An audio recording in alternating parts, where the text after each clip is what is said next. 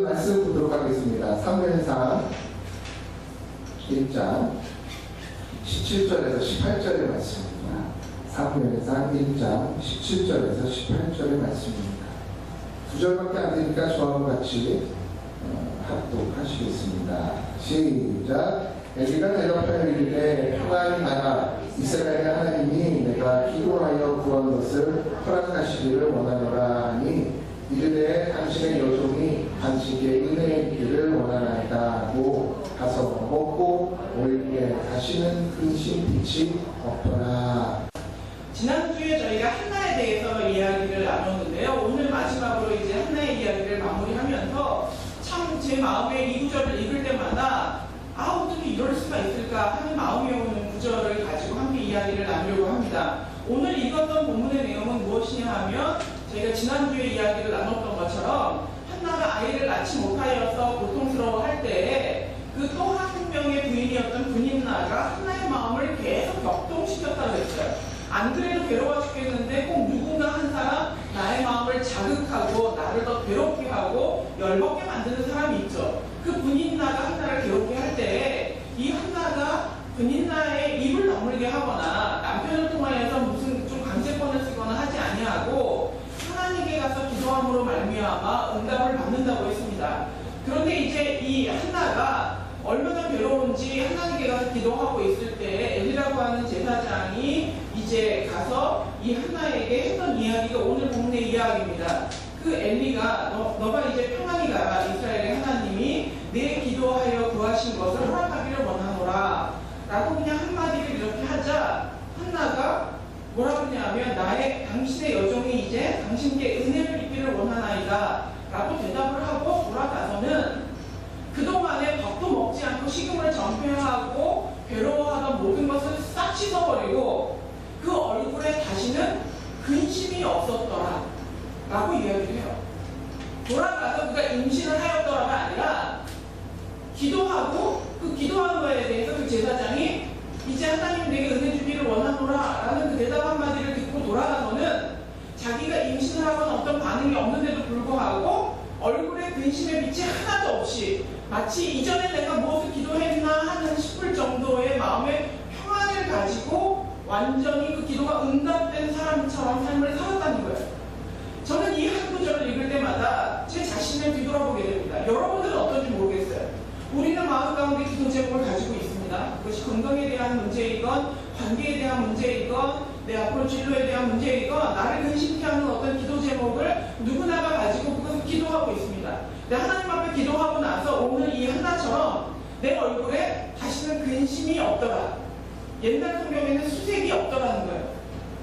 하나님 앞에 기도하고 나서 이만한 믿음을 가질 수 있냐는 거예요. 그래서 오늘 제목을 심플한 믿음, 단순한 믿음이라고 하는 것은 내가 하나님 앞에 기도하고 그 기도되는 것이 이루어질 줄로 믿고 내 얼굴에 다시는 근심의 빛이 없는 거예요. 그 응답이 내게 오든 안 오든 상관없이 그것이 1년 안에 올지 10년 안에 올지는 모르겠으나 하나님 앞에 이미 올려드린 거에 대해서 내가 근심하지 않는 거예요. 이 믿음을 우리는 왜 갖지 못하는 거냐 하는 겁니다. 우리는 매일매일 그 일이 내 손에 쥐어질 때까지 우리의 마음에 근심함으로 기도한다는 거예요. 기도는 할 수 있어요. 응답이 될 때까지. 그러나 문제는 하나님 앞에 올려드렸는데 과연 우리는 그걸 믿고 있냐는 거죠. 여러분은 어떠세요? 여러분이 하나님 앞에 올려드린 거에 대해서 근심하지 않고 내 얼굴에 수색이 사라져버리고 근심이 사라져버리는 그런 심플한 믿음을 가지고 계신지 모르겠습니다. 사람은 누구나 평안을 누리기 원합니다. 행복이 무엇이냐라고 물어본다면 어찌 보면 많은 것을 갖는다고 행복한 건 아닌 것 같아요. 부자들이 요즘 그 전두환 추징금 이런 걸 보면 우리가 계산도 되지 않는 억대의 것들을 가지면서도 우리는 생각에 1억만 있어도 행복하게 살 것 같은데 10억만 있으면 평생 너무나 행복할 것 같은데 그들은 100억, 1000억, 몇천억을 가지고 있어도 얼굴이 그렇게 행복해 보이지 않고 자기 것이 아닌 것인데 그것을 내놓는 것 때문에도 너무나 수치스러워하고 근심 어린 표정을 보면 사람은 갖는 거 가지고 그렇게 행복한 것 같지는 않습니다. 그렇다면 과연 무엇을 행복한가를 생각해보면 누구나가 공통적으로 그리워하는, 갖고 싶어하는 것은 평안인 것 같아요. 근데 오늘 이 한나는 기도 한번 하고 나서 평안을 누리고 있다는 거예요. 왜 우리는 이 한나처럼 이렇게 평안을 얻지 못할까? 지금 내게 문제가 해결되지 않았어도 여전히도 내 기도 제목들을 가지고 있어도 내가 평안을 누릴 수 있다면 어쩌면 우리는 오늘 당장 행복한 삶을 살 수도 있다는 겁니다. 도대체 어떻게 해야 이런 평안을 누릴 수 있는 단순한 믿음을 가질 수 있는지, 한나는 어떻게 그런 믿음의 소유자가 되었는지를 돌아보기를 바랍니다. 이 믿음이라고 하는 것은 순종이라고 하는 것하고 떨어뜨려 놓고 생각할 수가 없어요. 이 평안이라고 하는 것도 어찌 보면 이 순종의 일부분이라고 할 수 있습니다. 믿는 것과 순종이라고 하는 것은 동전의 양면과 같아서 이거를 분리해 놓고 이야기할 수가 없다는 겁니다. 믿음이 있어야 순종할 수 있고 순종이 보여져야 내가 믿음이 있다는 걸 증명할 수 있는 거예요. 여러분의 지금의 상태, 저의 지금의 상태는 곧 믿음을 증명합니다. 내 마음이 불안하다면 나는 믿음이 없는 거예요. 내가 무언가 전전긍긍하고 있다면 하나님께 다 맡겼다고 하지만 다 맡겨지지 않은 것을 증명하고 있다는 거예요. 그러니까 결국에는 나의 마음의 상태나 나의 행동이 나의 믿음을 증명해주고 있다는 거죠. 그래서 내가 아무리 말로 나는 믿음이 있습니다, 나는 믿습니다, 하나님이 내 인생을 인도해줄 것을 확신합니다 라고 아무리 말로 떠든다 할지라도 나는 알잖아요. 내 마음에 평안이 없는 걸, 내가 불안해하는 걸, 혹시 내가 기대하는 이 일이 이루어지지 않으면 어떡하지? 라고 의심하고 있는 걸 나는 알고 있다는 거예요. 그 나의 마음의 상태가 평안하다면 나는 믿음이 있는 거예요. 평안하지 않다면 아무리 말로 떠들어도 내게는 믿음이 없다는 겁니다. 오늘 이 본문에 나와 있는 한나의 삶은 사실상 그 자신이 가지고 있는 슬픔을 아주 단순한 믿음을 통하여서 응답을 받는 그 과정 중에 있는 슬픔이 어떤 놀라운 축복과 응답으로 열매 맺는 것을 볼 수 있습니다. 오늘 이 한나는 오랫동안 기도하면서 하나님 앞에 매달렸습니다. 사무엘상 1장 12절을 보면 그가 여호와 앞에 오래 기도하는 동안에 엘리가 그의 입을 주목한지이라고 나와 있어요. 하나님 앞에 기도할 때 그냥 성의 없이 잠깐 이렇게 기도했던 것이 아니라 아마도 굉장히 오랜 시간 동안 그 제단 앞에서 기도했던 것 같습니다. 그러니까 엘리가 옆에서 앉아서 보는데 저 여자가 저렇게 오랫동안 기도를 하는데 목소리는 나오지 않고 입에서 중얼중얼 하는 게 술 취해가지고 주정하는 것 같이 보였던 거예요. 그래서 엘리가 네가 지금 취했구나 라고 얘기하자 그런 것이 아닙니다. 내가 마음에 이러한 고통이 있어서 지금 하나님 앞에 기도하고 있습니다. 그렇게 이야기하자 엘리가 이 여자에게 오늘 읽은 본문처럼 네가 하나님 앞에 은혜 받기를 원하노라 라고 이야기를 하고 이 한나가 그거에 대한 대답을 하고 돌아가서 다시는 근심이 없었다고 얘기해요. 저는 사실 이 본문을 보면서도 이 엘리가 어떤 인물인지를 알기 때문에 의아한 마음이 있어요. 한나의 신실함은 알겠으나 엘리 제사장은 그렇게 신실하다고 평가받는 사람이 아니었습니다. 그러니까 지도자로 치면, 그러니까 지금으로 치면 목사님으로 친다면 이 목사님이 그렇게 정말로 존경받고 신실하다고 평가받을 수 있는 목사님이 아니었다는 거예요. 그냥 그저 그런 목사님이었어요. 왜냐하면 오늘 읽었던 본문 뒤에 2장 3장을 보면 이 엘리의 아들들이 이제 배습으로 제사장이 되기 때문에 그 홈리와 비느하스가 제사장이 되는데 그 아들들을 잘 양육시키지 못하였어요. 잘못하는 걸 알면서도 엘리가 그들을 혼내서 정말로 다시는 잘못하지 못하도록 고치지 못했던, 그러니까 자녀 교육을 제대로 시키지 못하고 그 영적인 유산을 제대로 물려주지 못했던 조금은 무능한 제사장이었기 때문에 저는 이 본문을 보면서 좀 의문이 들었어요. 도대체 이 엘리라고 하는 사람의 내가 너를 축복한다, 응답받기를 원한다, 어찌 보면 별로 의미 없을 것 같은, 별로 영역 없는 것 같은, 영양가 없는 이야기인데도 불구하고 하나님 거기서 응답을 받아내는 거예요. 저는 이것을 보면서 과연 신앙이라고 하는 것은 누군가 내가 아닌 누군가, 나의 부모건 나의 영적인 지도자이건 그 사람에게 달려있는 것이 아니라 절대적으로 나의 신앙에 달려있다는 거예요. 이 엘리 제사장이라고 하는 하나님과 어떤 성도의 중간에 있었던 제사장이 그렇게 특출난 제사장이 아니었음에도 불구하고 한나가 가지고 있었던 아주 심플한 믿음, 하나님이 내 기도를 들으셨구나, 그럼 됐어, 그거는 끝, 나의 고민 끝, 할 수 수 있었던 한나의 믿음의 중심이 중간에 껴있던 약간은 혼탁한 엘리 제사장의 그러한 축복조차도 마치 그냥 관통하는 능력처럼 자신에게 응답의 도구가 되게 했다는 거예요. 그러면 어찌 보면 지금 우리는 이 시대를 살면서 교회가 조금 문제가 있어서 나의 목사님이 혹은 우리의 영적인 지도자가 온전하지 못하기 때문에 내가 지금 이렇다라고 하는 핑계가 하나님 앞에 먹히지 않는다는 거예요. 한나가 가지고 있었던 그 맑고 순수했던 믿음이 그대로 응답이 되었던 것처럼 어찌 보면 나의 중심이 가장 중요하다는 거예요. 내가 가지고 있는 믿음이 중요한 것이지 나의 남편이, 나의 아내가, 나의 부모가, 내 주변에 있는 사람들의 신앙 때문에 내가 지금 이럴 수밖에 없어라고 하는 변명은 먹히지 않는다는 사실입니다. 오늘 이제 이 사무엘상 1장 16절에서 28절까지의 그 18절까지의 내용을 보면 이 한나의 단순한 믿음이 어떻게까지 가냐 하면 이제 자기가 기도했던 것에 대하여서 내가 지금 임신을 알고 모르고 상관없이 이제 근심이 없어요. 하나님이 내 기도를 들으셨구나. 이 엘리 제사장에게 축복을 받았으니 나의 기도는 응답이 되겠구나. 하면 그 순간부터 근심이 없어요. 마치 아무 일도 없는 것처럼, 마치 이미 임신한 사람처럼 그렇게 평안한 삶을 살아요. 그리고 나서 진짜 임신을 해요. 그래서 아이를 낳고 이름을 사무엘이라고 짓고 이제 약속했던 것처럼 하나님 앞에다가 젖을 떼자마자 그 아이를 톡 하니 갖다 바치는 거예요. 정말 어찌 보면 단세포라고 볼 수 있을 만큼 너무나 단순한 믿음의 행태를 보이는 거예요.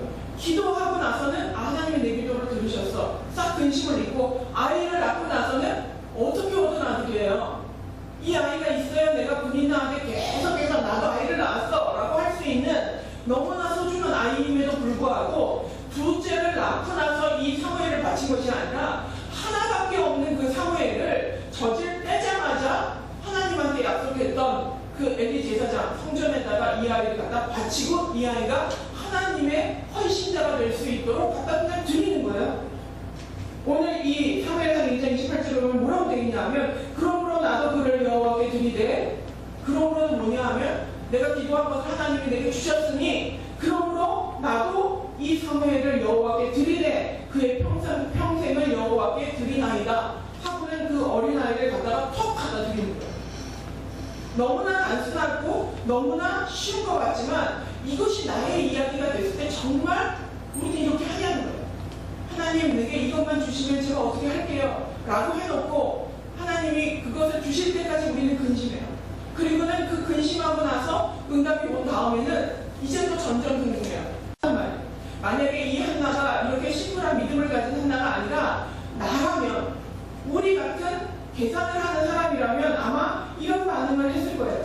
내가 기도했지만 이제까지 임신이 안 됐는데 진짜 임신이 될까? 하나님이 내 기도를 응답해 주실까? 우리는 끊임없이 의심할 거예요. 그리고 저렇게 엘리 제사장같이 영성 없는 사람이 해준 축복에 무슨 효용이 있을까? 정말 내가 정말 효용이 있는 능력받았다라고 하는 누군가를 찾아가서 안수라도 받아야 되는 거 아닌가? 끊임없이 의심하면서 믿다가 그래 내가 이렇게 하나님 앞에 오래 기도하고 카타르시스를 느낀 것만으로도 감사하지 그냥 이게 평안일 거야 라고 하면서 그 위장된 평안을 위로하면서 타협하면서 하나님을 전적으로 믿지 않고 내 기도가 응답됐다는 걸 확신하지 않았을지 모르겠어요. 그리고 나서 임신이 되면 그때부터 또 걱정을 하는 거죠. 이 아이를 하나님 앞에 드린다고 했는데 어떻게 하지? 그냥 마음으로 드리면 되는 거지. 젖된 다음에 아니 얘가 조금 더 큰 다음에 드리면 되지. 아니면 내 곁에 얘를 데리고 있으면서 그냥 얘가 마음으로 온전한 하나님 앞에 하나님을 사랑하는 사람을 만들어내면 되지. 꼭 물리적으로 갖다가 거기다 바쳐야 되는 건가? 끊임없이 나의 생각과 나의 판단과 타협하면서 의심하면서 평안을 누리지 못하고 정말 내 생각으로는 합리적이라고 하는 이유를 들이대면서 하나님 앞에 단순하게 응답하지 못하는 삶을 우리는 살았을지도 모르겠어요. 그게 만약에 내가 된다. 내가 정말 한나와 같은 입장이 된다면 이 핑계 저 핑계를 대면서 그러는지는 모르겠어요. 사실 저도 그래요. 이 자리에 없으니까 얘기를 하지만 저는 큰 아이를 낳았을 때 하나님이 이 아이를 하나님 앞에 드리라는 그 마음의 어떤 확신을 받았어요. 제 표현을 하면 음성을 들었어요. 근데 크면서 이야기하지 않았어요. 그것이 혹시 세대가 되어서 그 아이가 그렇게 그리고 이 아이가 스스로 하나님 앞에 또 다른 어떤 목사님을 통해서 이야기를 들었어요. 그런데 어떻게 변해가고 있냐면 이 시대에 목사가 너무 많아. 진짜로 제 얘기예요. 이게 타협인지 진짜인지 모르겠으나 저는 그렇게 이 시대에 목사가 너무 많아. 교회가 5만인데요. 목사가 14만이에요. 생각을 해보세요. 이 모든 목사님들이 담임 목사가 된다면 대한민국은 집보다도 교회가 더 많을지도 몰라요. 그런 걸 알기 때문에 굳이 얘가 목사가 될 필요 있을까? 그냥 풀타임으로 무언가 헌신하면 되겠지. 이 시대에는 목사보다 훨씬 더 가치 있는 일이야 라고 하면서 제 스스로도 그렇게 하고 있어요. 본인도 그러고 있어요. 하나님이 그렇게 의미하셨지만 내 마음을 다스리면 되겠지. 저는 사실 이 한나의 이야기를 보면서 한나는 저보다도 더 많은 타협할 거리를 가지고 있을 거라고 생각을 해요. 물론 합리적으로는 이 시대에 목사가 너무 많아요. 근데 정말로 오늘 이 본문에 의한다면 그것은 어찌 보면 변명에 지나지 않고 타협에 지나지 않을 수도 있다는 거예요. 하나님이 직접 그렇게 인도하신다면 모를까, 내가 무언가를 조정해서 심플하게 딱 응답하지 않고 반응하지 않는 것은 내가 내 스스로를 타협하게 만드는 복잡한 믿음이라는 거예요. 심플한 믿음이 아니라. 그리고 그 마음 자체가 나로 하여금 내가 믿음이 없다는 것을 증명하고 있는 증거라는 거예요. 그렇다면 도대체 왜 이렇게 한나와 같은 심플한 믿음이 안 되는 걸까요? 저와 또 여러분은 왜 진짜 믿지 못하는 걸까요? 내가 기도하고 평안을 누리지 못한다면 지금 상황에서 의심하고 있다는 거거든요. 그렇다면 왜 나는 진짜 믿지 못할까? 도대체 우리는 무엇을 의심하고 있는 것일까라고 질문을 던질 수밖에 없습니다. 그렇다면 오늘 이 시간을 통하여서 우리에게 있는 이 의심을 버리기 위해서 과연 나는 무엇을 하면 좋을지를 이 말씀을 통하여서 살펴보기를 원합니다. 첫 번째가 지금 나는 무엇을 두려워하고 있는지를 물어보십니다. 여러분이 기도하고 있는 기도 제목이 있죠? 본인에 대한 것이든 혹은 다른 가족에 대한 것이건 상관없어요. 여러분은 무엇을 두려워하고 있습니까? 만약에 저를 예를 든다면 지금 아이가 군대에 갔어요. 북한하고 또 정세가 안 좋아져요. 만약에 또 이게 점점 심각해진다? 그러면 내가 이 아이를 하나님한테 맡겼는데도 불구하고 내 마음에 불안이 임한다면 저는 하나님의 응답을 의심하고 있는 거예요. 여러분의 가족 중에 누군가의 구원을 위하여서 기도를 하고 있는데 그 기도 중에 계속 불안하고 그럼에도 불구하고 이 사람이 안 믿으면 어떡하지? 그럼에도 불구하고 이 사람의 앞길이 안 열리면 어떡하지? 계속 근심하고 있다면 우리는 의심하고 있는 거예요. 그 의심의 본체가 되는 두려움이 무엇인지를 찾아내야 돼요. 무엇이 두렵습니까? 여러분은 여러분의 인생에서 무엇이 두렵습니까? 두려움이 있다는 건 하나님을 믿지 못하고 있다는 거예요. 그 정체를 찾아내야 된다는 거예요. 그래서 나는 과연 왜 이 부분을 믿지 못하고 있는지를 발견해낼 필요가 있다는 거예요. 우리는 사실 기도하면서 안 믿는다고 얘기할 수는 없어요. 하나님을 믿긴 믿죠, 우리는. 근데 믿는 것도 아니고 안 믿는 것도 아닌 이 세 중간에서 혼란스러워하고 있는 거예요. 하나님을 믿으니까 기도하죠. 근데 100% 믿는 건 아니에요. 100% 안 믿는 것도 아니에요. 하나님 해주실 거야. 그런데 또 일면 한편이 불안해요. 그래서 우리는 마음속에 평안을 누리지 못하고 갈등하고 있어요. 왜 우리는 100% 믿지 못할까요? 성경에 이런 사람은 없을까요? 성경에도 있어요. 정말로 사람, 여자에게서 남자 중에 가장 큰 평가를 받았던 세례 요한도 한순간 주님을 의심했던 때가 있었어요. 세례 요한의 일생은 우리랑은 비교할 수 없는 어린 시절에서부터 100% 하나님 앞에 던져진 일생이었어요. 자신의 삶을 위해서 누렸던 것 아무것도 없이 광야에서 메시아의 길을 미리 갈고 닦으라는 그 명령을 받아서 광야의 소리로서 인생을 살다가 이제 그 왕을 비난하였다는 것 때문에 그 첨의 자식이었던 그 딸의 그 천박한 춤의 대가로 이제 목이 잘려 죽게 되는 옥에 갇혀진 상황에 왔어요. 그 인생의 99%를 살고 1%의 그 시간이 남았어요. 예수를 만났어요. 예수가 그리스도임을 알고 그에게 세례를 베풀었어요. 세례 요한. 그리고 나서 옥에 갇혔어요. 그런데 예수님이 자기를 꺼내주지 않는 거예요.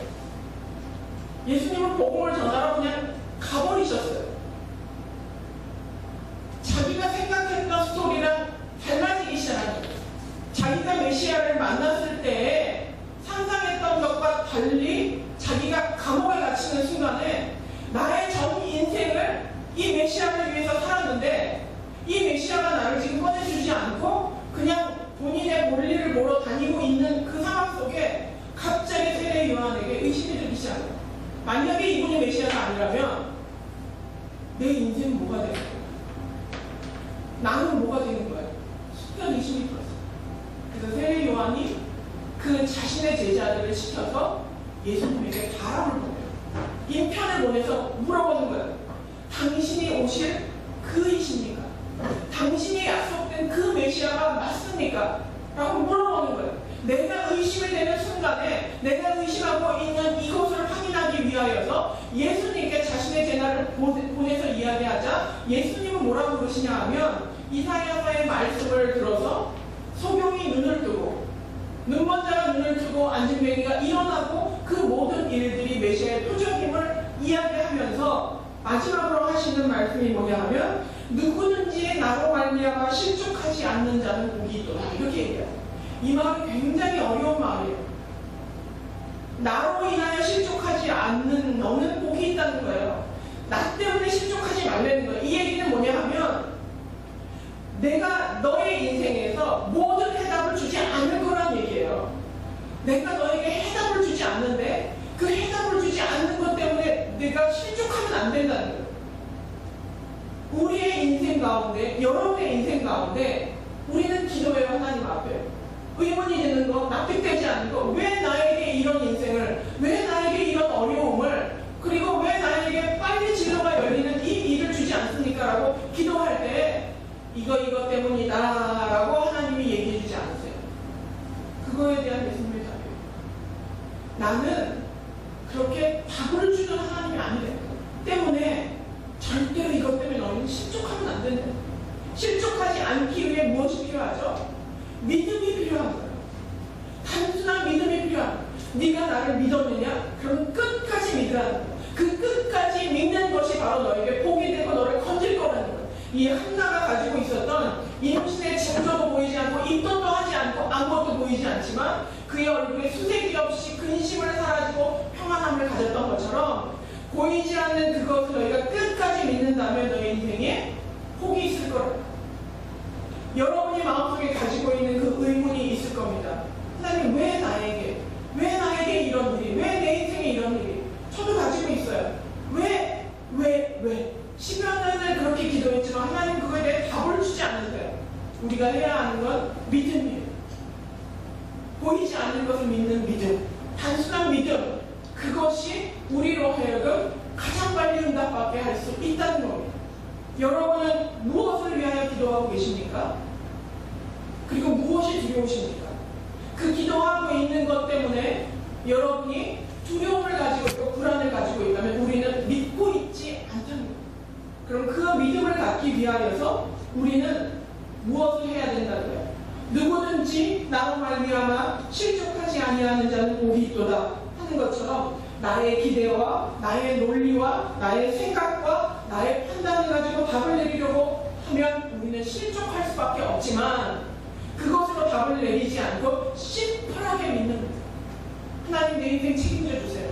내 자녀 책임져 주세요. 우리 부모님 하나님 앞에 돌아오게 해주세요. 하나님 우리 가정 지켜주세요. 내가 기도하는 이 문제 해결해 주세요 라고 기도했다면 하나님 그 기도를 들으셨다면 우리는 근심할 필요 없이 하나님 앞에 던져놔버릴 필요가 있다는 것. 하나님 앞에 내어 던지세요. 그리고 내가 의심하고 있는 부분이 무엇인가를 파헤쳐서 과연 의심할 만한가를 생각해 보세요. 나의 인생을 뒤돌아보란 말이에요. 두 번째로 이 의심을 버리기 위해서 우리가 해야 할 것은 모르는 것 말고 아는 것에 집중해야 되는 거예요. 우리는 무엇을 모르죠? 우리는 내일을 몰라요. 나의 환경이 어떻게 바뀔지 몰라요. 무엇이 어떻게 나의 앞날을 사로잡을지 우리는 알 수 없어요. 그런데 의심하는 사람의 대표적인 경우, 제가 의심에 빠지는 경우, 내가 알지 못하는 그것에 집중해요. 내일에 집중하고 가변적인 환경에 집중하면 우리 마음은 끊임없이 뒤집어지고 불안하고 혼란스러워져요. 그런데 우리가 아는 건 무엇이죠? 나를 지키셨던 하나님을 알아요. 우리는 하나님을 다 알지는 못하지만 하나님이 나를 지키시고 계셨던, 나를 보호하셨던, 나를 건지셨던 그 경험들을 가지고 있어요. 그것이 한두 개, 이건 많건 상관없이 그것에 집중한다면 우리는 그것으로부터, 그 의심으로부터 벗어날 수 있다. 내가 알 수 없는 나의 미래에 집중하지 말고 내가 알고 있는 그 하나님께 집중하시는 거예요. 하나님은 여러분을 지키십니다. 하나님은 여러분과 함께 하십니다. 하나님은 여러분을 사랑하십니다. 하나님은 절대로 여러분을 버리지 않습니다. 과거에 눈물을 흘리며 고백했던 그때가 있잖아요. 과거에 하나님의 은혜를 깨달으며 감동했던 그때를 다시 기억하시고 그때에 집중하시기 바랍니다. 한나는 사무엘상 2장 6절에서 8절에 이제 그 사무엘을 갖다 바치고 이렇게 찬양하면서 노래해요. 여호와는 죽이기도 하고 살리기도 하시며 수월에 내려가게도 하시고 거기에서 올리기도 하시는도다. 여호와는 가난하게도 하시고 부하게도 하시고 낮추시기도 하고 높이시기도 하시는도다. 가난한 자를 진토에서 일으키시며 빈궁한 자를 거름더미에서 올리사 귀족들과 함께 앉게 하시며 영광의 자리를 차지하게 하시는도다. 땅의 기름들은 여호와의 것이라. 여호와께서 세계를 그것들을 위해 세우셨도다. 한나의 고백이에요. 한나가 알고 있는 하나님이에요. 그거를 큰 소리로 찬양하며 기도하는 거예요. 이 하나님을 우리는 모르나요? 우리도 알고 있어요. 하나님을 가난하게도 하시고 부하게도 하시고 죽이기도 하시고 살리기도 하시는 분임을 우리 알고 있어요. 그런데 거기에 집중하지 않고 나의 미래에 집중하는 거예요. 내가 알 수 없는 훗날에 집중하는 거예요. 그러므로 우리는 의심하고 불안해하게 돼요. 내가 모르는 것에 집중하는 것이 아니라 아는 하나님께 집중함으로 말미암아 우리는 의심으로부터 벗어나 단순한 믿음을 가질 수 있다는 거예요. 미국의 펜턴 중령이라고 하는 사람이 이라크 지역에 어떤 지령을 받고 F-15라는 전투기를 몰고 이라크 지역을 가게 되었습니다. 근데 이제 그곳에서 레이더망에서 빠져나오려고 이렇게 저렇게 막 돌려보니까 그 전투기를 조종하면서 막 여러 번 회전을 하게 된 거예요. 깜깜한 밤에 사막에 모래폭풍이 불고 있는데 그 레이더망에서 빠져나오기 위해서 이렇게 저렇게 이 고개를 하다 보니 순간 정신을 차렸는데 내가 땅으로 내려가고 있는지 하늘로 올라가고 있는지 방향을 상실한 거예요. 많은 경험을 가지고 있었던 비행사였기 때문에 자기의 판단에는 지금 자기가 60도 정도의 각도로 해서 오른쪽으로 상공을 올라가고 있다고 판단이 들었어요. 근데 그 판단이 드는 순간에 계기판을 한번 보자라고 계기판을 딱 보니까 계기판은 뭐라고 얘기하고 있냐 하면 60도 각도로 땅으로 내려가고 있다고 얘기를 합니다.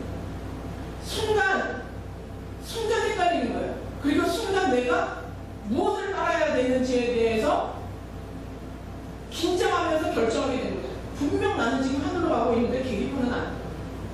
순간 갈등하다 이 사람이 계기판을 따르기로 작정을 했어요.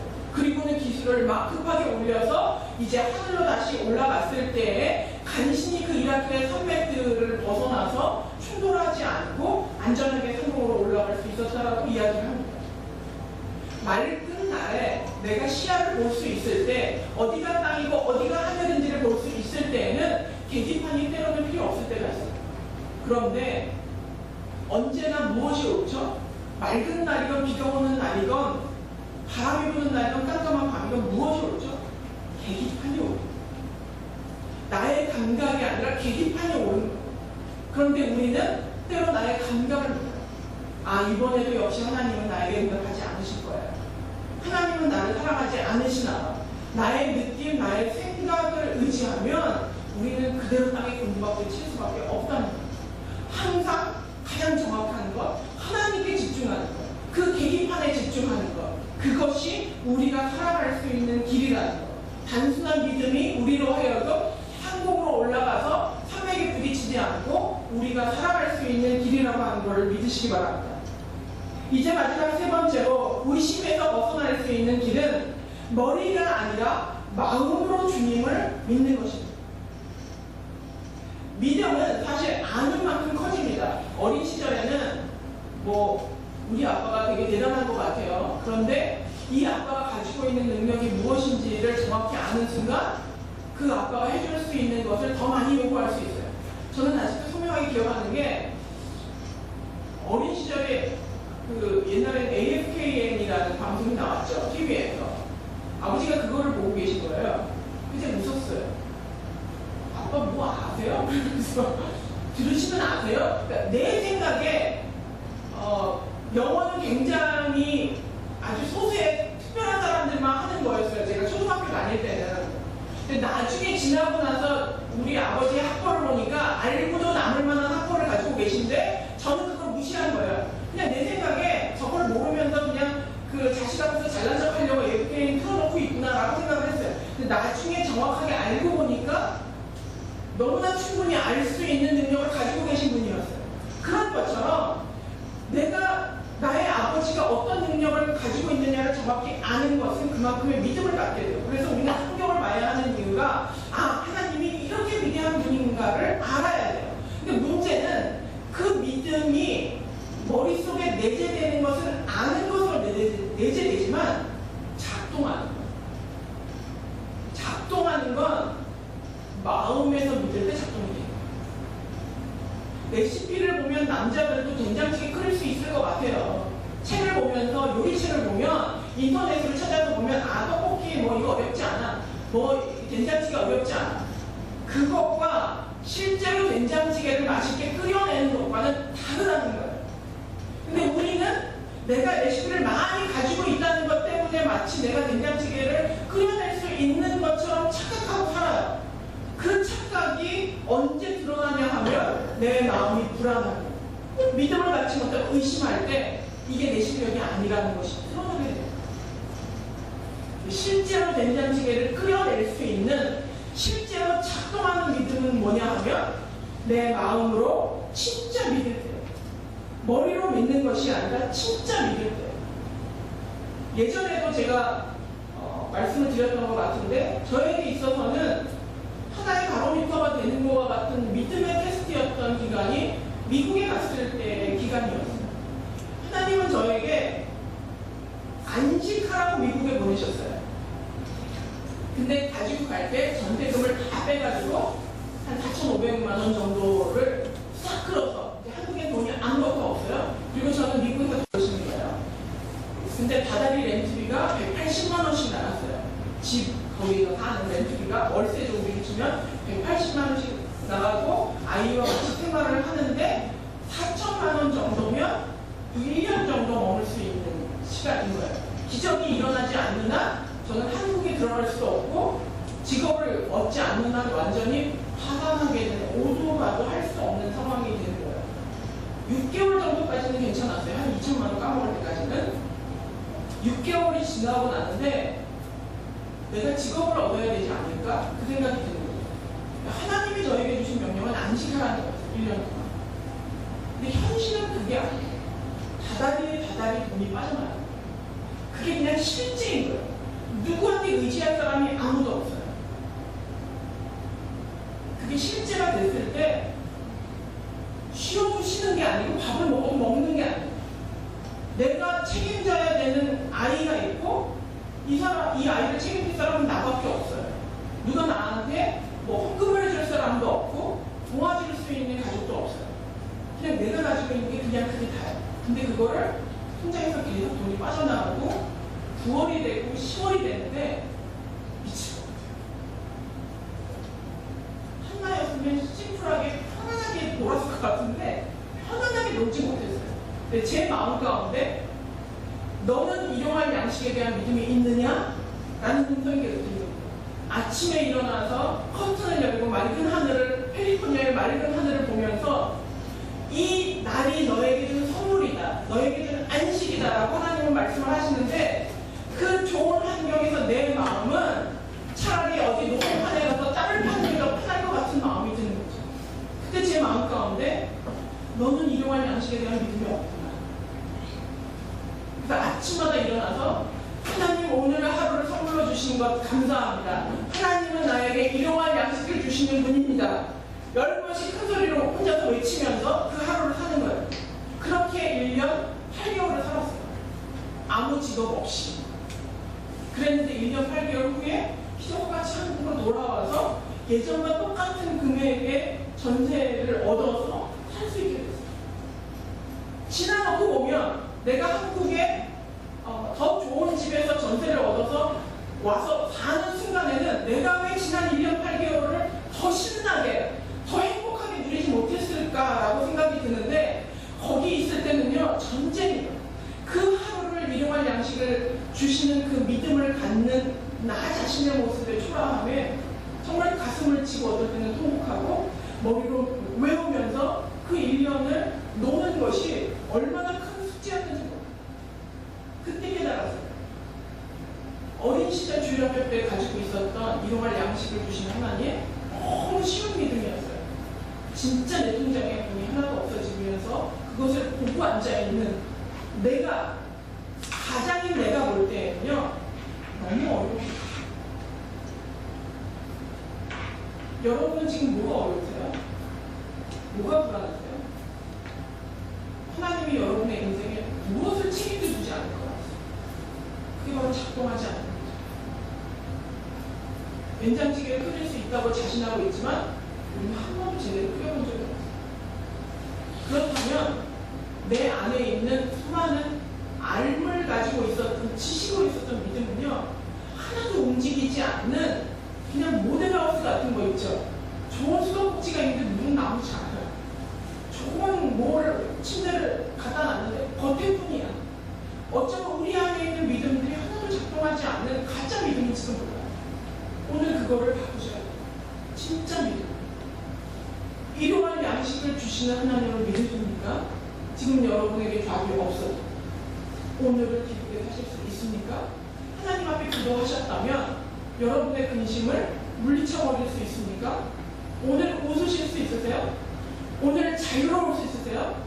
자유로울 수 없다면 우리는 하나님을 믿고 있지 않아요. 어느 부분에 자유롭지 못하세요?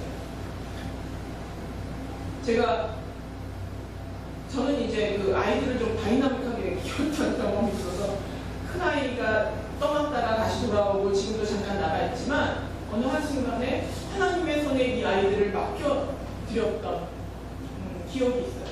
그리고는 하나님께 그냥 맡겨놨어요. 이번에 태국에 가서 큰아이를 보고 왔는데 사는 곳이 제가 상상했던 것보다 너무 안 좋아요. 어디 영화에나 나올 것 같은 카오산 뒷골목에서 야 정말 여기서 누가 총으로 쏜다도 모르겠다 이런 분위기잖아요.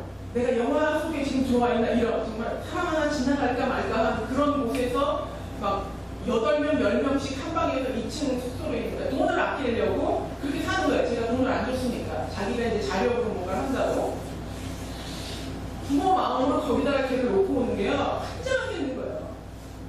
돈을 줘도 얘는 돈을 아낀다고 안 하기 뻔하고 그렇다고 좀 이제 말로는 좀 더 좋은 데 머물렀으면 좋겠다. 좀 안전한 곳에 머물렀으면 좋겠다. 하지만 믿어주기로 결정을 했고 하나님께 맡겼어요. 그런데 그거를 보는 순간 그 불안함이 확 엄습하는 거 있잖아요. 근데 제 마음 가운데 2가지예요. 이 아이와 나와의 관계에서 내가 이 아이를 믿어준다고 할 때에는 이 아이가 믿음직해서가 아니라 믿음직하지 않지만 100% 얘를 신뢰해 줄 때에 이 아이가 엄마가 나를 정말 믿어주는구나 하는 것을 알겠구나 하는 그 갈등 하나와 또 하나는 이 아이를 하나님한테 맡겼기 때문에 하나님이 이 아이를 보호해 주실 거라는 거에 대한 믿음을 가지고 제가 웃으면서 돌아올 수 있는 것. 그 2가지 사이의 갈등이 있는 것. 여러분의 자녀 하나님께 맡기셨습니까? 여러분의 인생 하나님께 맡기셨나요? 그러면 하나님께 던져버리세요. 웃고 평안할 수 있도록 하나님이 그 아이를 다른 곳으로 옮기든 어떻든 그건 하나님이 하시는 일이에요. 하나님이 지키시고 보호하시고 여러분의 인생도 마찬가지예요. 나의 판단, 나의 생각 이것과 상관없이 하나님이 우리에게 베풀어 주셨던 지난 날들을 기억하면서 하나님을 신뢰하는 훈련 실제로 된장찌개를 끓여내는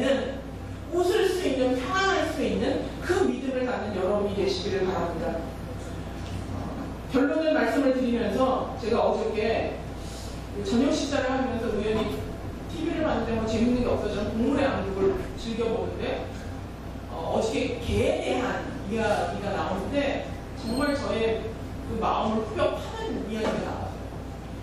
개는 다른 어떤 동물보다도 굉장히 뛰어난 능력을 가지고 있대요. 실제로 이제 시각장애인 보호견이나 아니면 환자를 돌보는 뭐 이렇게 휠체어를 타고 있는 사람이 갈 때 뭐 대신 배를 눌러주고 우편물을 받아주고 그런 기능들까지도 다 하고 또 양치는 개들은 양을 치고 거기에 TV에 나왔는데 젖병을 옆에 물고 양한테 젖을 물려요. 사람처럼 거의 사람처럼요. 근데 거기에서 무슨 얘기가 저를 자극을 했냐면 이 주인에게 충성하기 위해서 개들은 엄청난 자기의 본능을 억누른다는 거예요. 기다려 그러면 너무 먹고 싶은데 기다리는 거예요. 흥분하지 말고 차분하게 있어. 그 시각장애인의 보호견이 되려면 어떤 자극이 뭐 차가 지나가거나 큰 소리가 날 때 흥분하면 안 되는 거예요. 그거를 자각을 하되 차분하게 침착할 수 있는 개여야지 그 시각장애인 보호견이 되는 것처럼 어떤 자극에서 흥분하고 싶지만 흥분하지 않고 자제하는, 달리고 싶지만 달리지 않고 참고 있는, 하고 싶지만 하지 않고 참고 있는 능력이 개한테 있는데 그 능력을, 그 본능, 그 강렬한 본능을 억제시키는 하나의 원동력이 되는 거예요. 주인을 기쁘게 하려. 자기 주인을 기쁘게 하려는 그 열망 때문에 자기 그 본능을 억제시켜요. 저는 그 이야기를 듣는데 여러 가지 의심을 버리게 하는 여러 가지 다 좋아. 과연 나는 내가 하고 싶은 거, 내가 의심스러운 거, 내게서 일어나는 수많은 열망들을 무엇으로 억제시키고 있는가? 이 개처럼 주인을 기쁘게 하기 위해서 억제시키고 있지 않다 보니까 하나님한테 끊임없이 하나님, 내 본능이 너무 강렬해요. 내가 너무 이걸 원해요. 나 이거 너무 불편해요. 하나님, 나 너무 힘들어요. 아, 예수를 믿는 게 도를 닦는 것 같아요. 크리스천 믿는 게 너무 힘들어요. 수많은 얘기를 하는 거예요. 근데 저는 어차피 그 이야기를 듣는 순간 하나가 그냥 꽤 풀어지는 것 같은 거예요. 그 주인을 기쁘게 하겠다는 그 강렬한 열망이 그 개로 하여금 모든 본능을 억누르게 합니다. 아무리 먹고 싶어도 기다려. 그 주인이 쓰다듬어주는 그 사랑을 받기 위해 달리지 말고 멈춰. 그러면 멈추고 아무리 자고 싶어도 달려. 그러면 달리는 거예요. 그 개를 움직이는 원동력이 그 주인을 향한, 주인이 기뻐했으면 좋겠다라고 하는 그 열망 때문이야. 그러면서 그 과정을 설명하는데 때문에 이 개에게 어떤 훈련보다도 가장 우선적인 것은 관계가, 주인과의 사랑의 관계를 형성하는 것. 그것이 잘 되어야지만 이 개가 훌륭하게 훈련을 받아들였습니다. 제가 기도하고 의심하고 근심의 빛을 가지고 있다면, 여러분이 기도하고도 평안을 누리지 못하고 있다면, 어쩌면 우리는 아직도 내게서 끌어넘치는 나의 생각과 본능과 하고 싶은 것들을 억제하지 못하는 내 자아 때문이라고 생각합니다. 이제 저와 여러분이 가지고 있는 믿음이 어쩌면 아주 단순한 일용할 양식을 주시는 믿음이라 하더라도, 나를 지켜주시는 그 믿음이라 할지라도, 하나님이 내 인생을 인도해 주시는 그 믿음이라 할지라도, 그것이 실제 작동하는 된장찌개를 끓여낼 수 있는 능력을 가지고 있는 믿음, 말로만 알고 있는 것만의 믿음이 아니라 작동하는 믿음. 그래서 하나님 앞에 기도한 것에 대하여서는 내가 싹 잊어버리고 평안하고 웃을 수 있는, 자유할 수 있는 믿음.